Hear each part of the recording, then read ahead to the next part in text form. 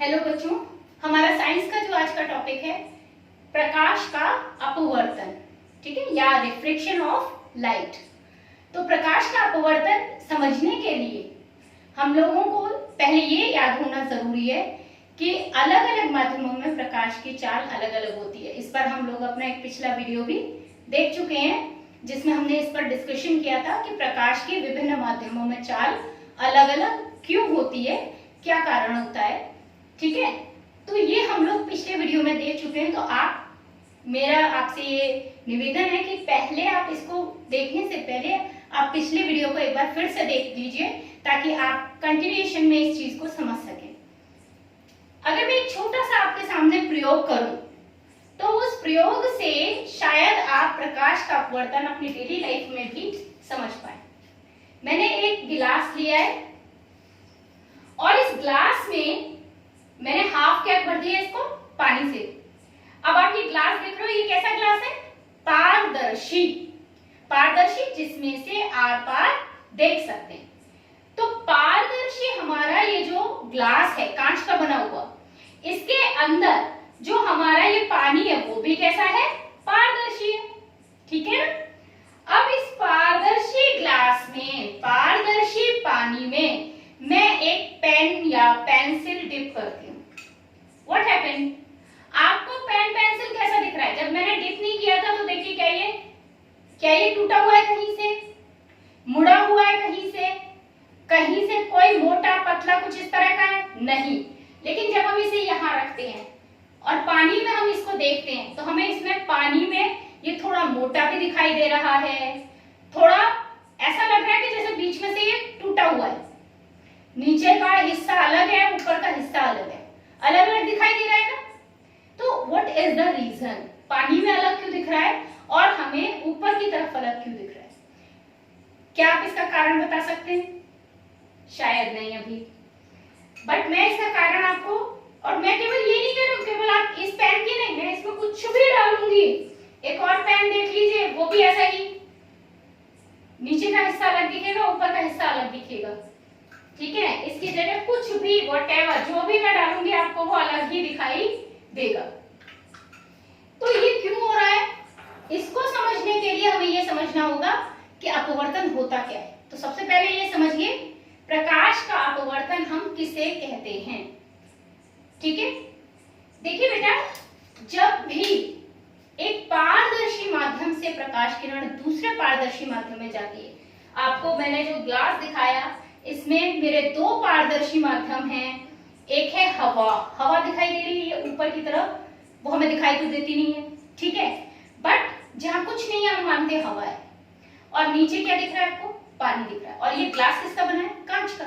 तो यहाँ तीन पारदर्शी माध्यम दिखाई दे रहे हैं, एक हवा, एक आपका जो पानी है और एक ये कांच का ग्लास। तो हमारे पारदर्शी माध्यम हम बात कर रहे हैं। तो अगर हम एक पारदर्शी माध्यम से प्रकाश किरण को किसी दूसरे पारदर्शी माध्यम में भेजते हैं, ठीक है, तो जब कोई प्रकाश किरण एक पारदर्शी माध्यम से दूसरे पारदर्शी माध्यम में जाती है तो क्या होता है? अपने मार्ग से हट जाती है, उसको सीधा सीधा जाते। आपने पढ़ा था प्रकाश के गुण, हमने पहला जो टॉपिक पढ़ा था प्रकाश के गुण, हमने पढ़ा था कि प्रकाश हमेशा सीधा चलता है, वो टेढ़ा नहीं चलता, बट लेकिन वो भी अपने मार्ग से क्या हो रहा है? विचलित हो रहा है। उसको ऐसे जाना चाहिए सीधा, लेकिन वो सीधा नहीं जा रहा, वो टेढ़ा जा रहा है। तो इस घटना को हम कहते हैं प्रकाश का अपवर्तन या रिफ्रैक्शन ऑफ लाइट, ठीक है। तो रिफ्रैक्शन जो है लाइट का, वो क्या होता है? प्रकाश किरण का, लाइट रे का अपने मार्ग से हट जाना, अपने मार्ग से विचलित हो जाना, ये घटना कहलाती है प्रकाश का अपवर्तन। अब बात करते हैं कि अपवर्तन को हम कैसे दर्शाएंगे। आपको याद होगा जब हमने परावर्तन पढ़ा था, रिफ्लेक्शन पढ़ा था, तो हमने उसमें भी ये देखा था कि प्रकाश किरण को हम एक किरण आरेख के माध्यम से दर्शाते हैं, ठीक है। तो यहाँ भी हम किरण आरेख के माध्यम से दर्शाएंगे कि हमारे प्रकाश का अपवर्तन कैसे होगा। तो हम यहाँ बात करते हैं हमारी पहली प्रकाश किरण जो कि माध्यम पर आपतित होगी। यहाँ देखिए मैंने एक चित्र बनाया है, आपको क्रॉस ऐसे निशान बनाया है। तो वास्तव में ये क्या है, ये मैंने इंटरफेस बनाई है, सतह बनाई है। ये जो सतह है ये दो माध्यमों को अलग कर रही है। मैं अगर इस ग्लास को दिखाऊं तो आप ग्लास को ध्यान से देखिए, इसमें जो पानी हाफ भरा हुआ है और हाफ हिस्से में पानी नहीं है, हवा है।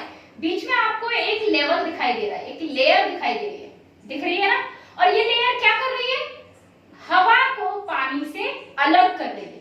हवा अलग है, पानी अलग है। इस लेयर के नीचे सब पानी पानी है, इस लेयर के ऊपर हवा हवा है, ठीक है ना। तो हमारा ये सतह हम इसमें ऐसे दिखाएंगे।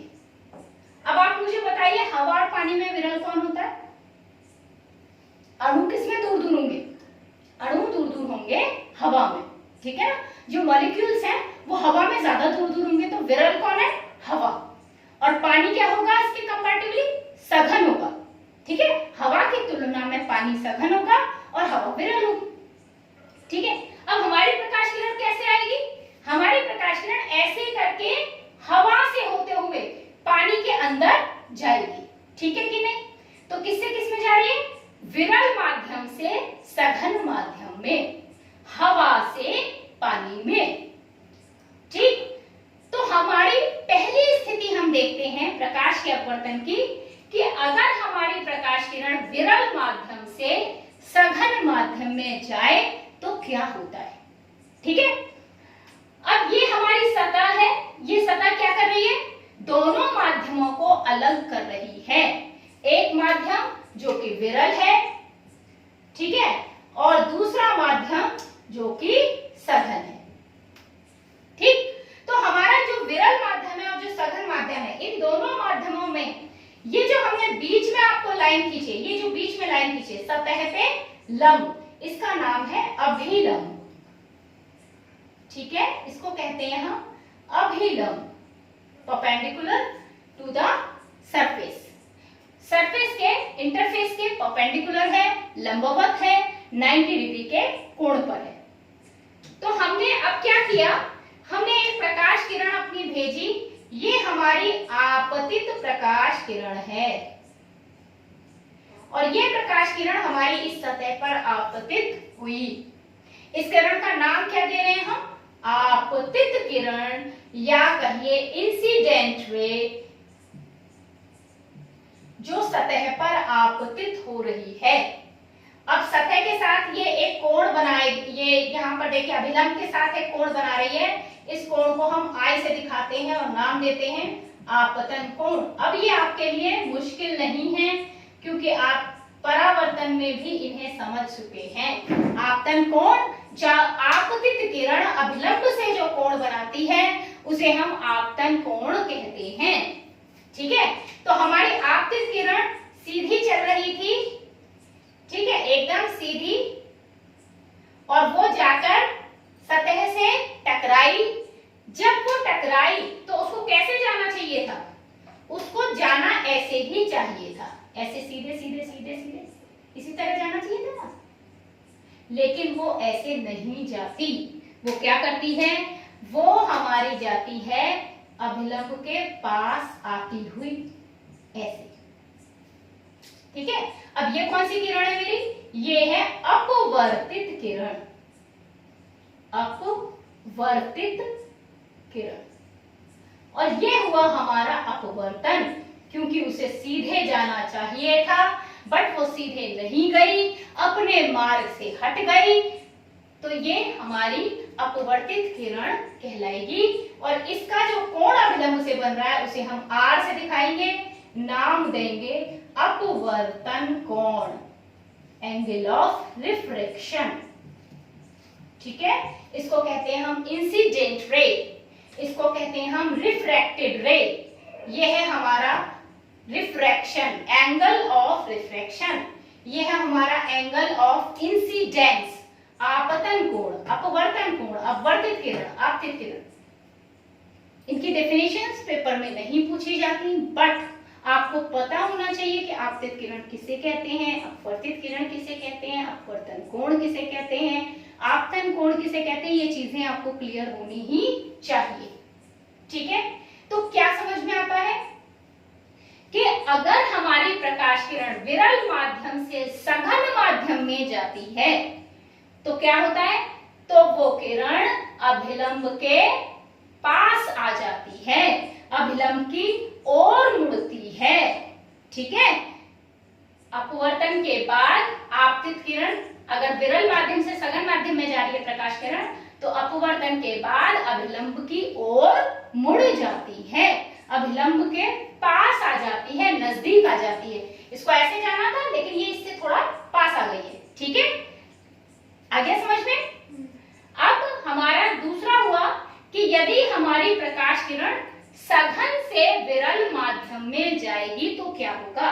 मैंने जो अभी एग्जांपल दिया कि हवा से पानी में जा रही है प्रकाश किरण, अगर उल्टा हो, पानी से हवा में प्रकाश किरण जाए, ठीक है, तब क्या होगा, यानी सघन से विरल माध्यम में प्रकाश किरण जाए। पहले में कहां से जा रही थी, विरल से सघन में, अब कहां से जाएगी, सघन से विरल में। हम पानी से हवा में भेजेंगे अगर प्रकाश किरण, पानी के अंदर हमने ट्यूबलाइट जलाई है, पानी के अंदर हम ले गए टॉर्च और टॉर्च हमने पानी के अंदर जाकर जलाई ऊपर की तरफ, तो पानी की सतह से जो प्रकाश निकलकर ऊपर जाएगा हवा में, तो वो कैसे जाएगा, उसका अपवर्तन कैसे होगा। तो सघन से विरल माध्यम होने पर हमारी प्रकाश किरण का क्या होता है, मान लीजिए ये हमारी प्रकाश किरण है आपतित प्रकाश किरण, आपतित यानी कि इंसिडेंट रे, और ये जो आपतित प्रकाश किरण है ये सीधे सीधे कैसे जानी चाहिए थी, इस तरह से जानी चाहिए, सीधी सीधी, तो इसको ऐसे जाना चाहिए, सीधा सीधा सीधा सीधा। ठीक है, लेकिन ये ऐसे नहीं जाएगी, अब की बार ये अभिलंब से दूर हट गई। क्या हो गया, अभिलंब से दूर हट गई, तो अपवर्तन कोण बड़ा हो गया, आपतन कोण छोटा रह गया। यहां आप देख रहे हो आपतन कोण बड़ा है, अपवर्तन कोण छोटा है, और यहां अपतन कोण छोटा है, अपवर्तन कोण बड़ा है। Angle of refraction is greater than angle of incidence for when the light ray goes from denser medium to the rarer medium। यानी सघन माध्यम से अगर विरल माध्यम में प्रकाश किरण जा रही है तो हमारी प्रकाश किरण अभिलंब से दूर हट जाती है, दूर हो जाएगी। ठीक है, ये दोनों स्थितियां आपको बहुत अच्छे से याद रखनी है, तभी आपको समझ में आएगा, क्योंकि आपके चारों ओर इतनी सारी घटनाएं इस अपवर्तन के आधार पर होती हैं जो आप देखते तो हैं बट कभी आप सोचते नहीं कि ऐसा क्यों होता है। आप अक्सर देखते हैं रात के समय तारे टिमटिमाते हैं, आपको वो ऐसे ट्विंकलिंग करते हुए नजर आते हैं, ऐसे ऐसे हिलते हुए नजर आते हैं, तो वो क्यों हिलते हुए क्यों नजर आते हैं, उसका क्या कारण है, what is the reason behind it.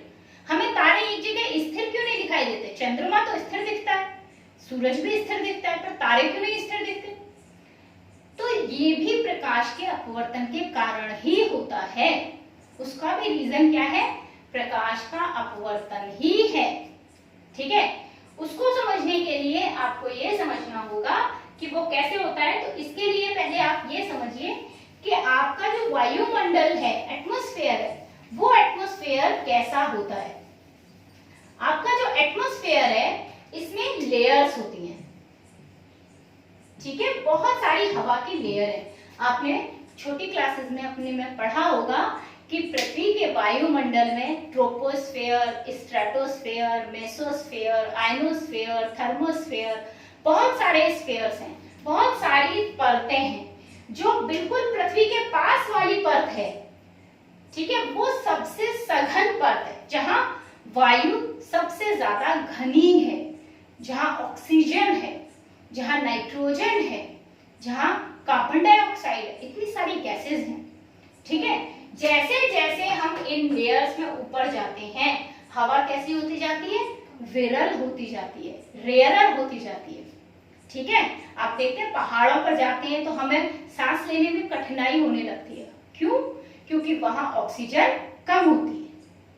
तो जैसे जैसे हम हाइट पर जाएंगे, ऊंचाई पर जाएंगे, पृथ्वी से सतह से दूर जाएंगे, पृथ्वी के सरफेस से दूर जाएंगे, वैसे वैसे हमारी प्रकाश की जो हमारा हवा है वो विरल होती जाएगी। तो पास की परत क्या है? सघन है, डेंसर है, और जैसे जैसे ऊपर चलते चले गए हमारी परतें विरल होती गई।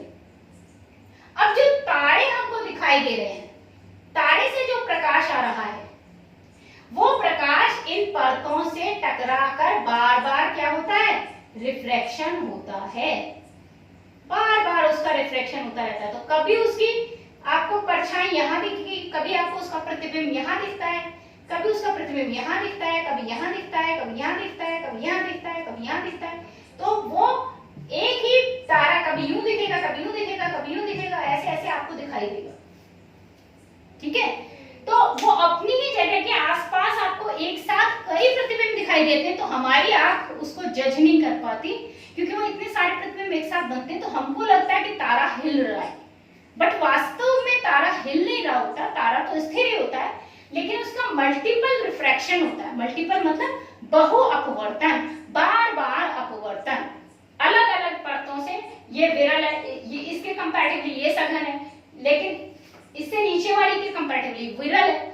तो जैसे जैसे हमारा माध्यम में प्रकाश एक परत से दूसरी परत में जाता ही है, किरण प्रकाश की तारे से, तो वो अलग अलग अपवर्तित होती है। अलग अलग अपवर्तन होने के कारण वो अलग अलग प्रतिबिंब तारे के बनाती है हमारी आंख पर।